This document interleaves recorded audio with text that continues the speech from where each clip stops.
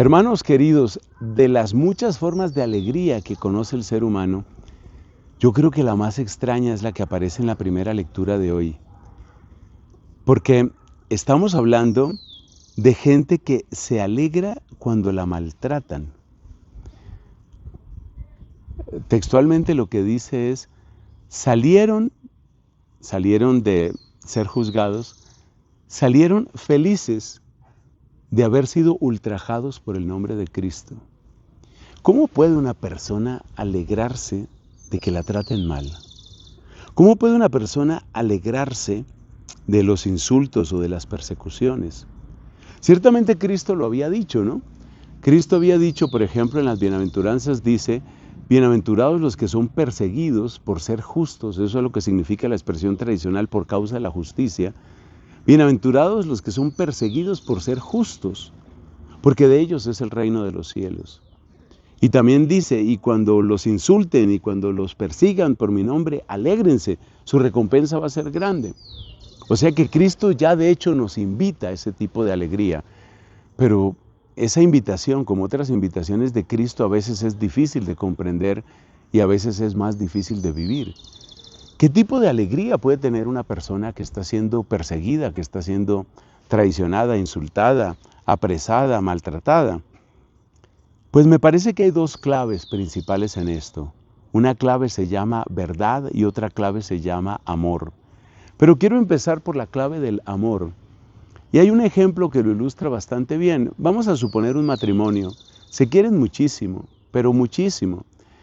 Y por razones de trabajo, este esposo tiene que ir a un país o a una región donde hay mucha inseguridad, donde se sabe que suceden atracos, secuestros, es decir, no es una zona segura de ninguna manera.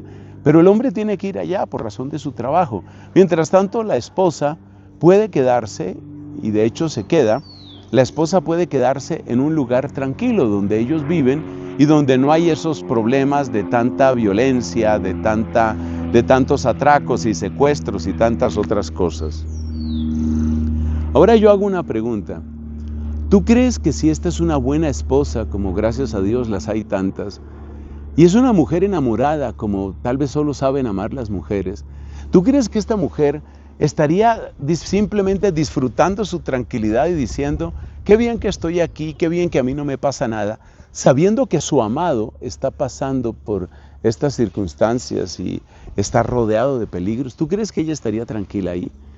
Te puedo asegurar que muchas mujeres de las que realmente aman, y repito, son muchas mujeres dirían, yo preferiría estar ahí. Así no lo pueda cuidar mucho, así no pueda hacer protección, yo quisiera estar ahí. Y eso es lo que produce el amor produce ese deseo de unidad. Por eso también decía San Pablo, ojalá tenga yo una viva experiencia del sufrimiento del crucificado, una comunión con sus padecimientos y un conocimiento directo del poder de su resurrección. Es que el amor busca unidad, eso es inevitable. Y si el amor busca unidad, pues quiere decir que el camino de Cristo es mi camino y que si a Él lo maltrataron, pues de alguna manera yo quiero vivir lo mismo. Yo quiero que a mí me suceda lo mismo que le sucedió a mi amado. Así funciona. Esa es la manera como el amor funciona. El amor produce unidad. Y por consiguiente, cuando llega ese momento de persecución o cuando llega ese momento de maltrato, si nos quedamos únicamente en el maltrato, pues no es posible la alegría. Pero si miramos ese maltrato como un modo de unión con Cristo, un modo de participar de la suerte de Cristo, de la vida de Cristo, estoy seguro que la perspectiva cambia completamente.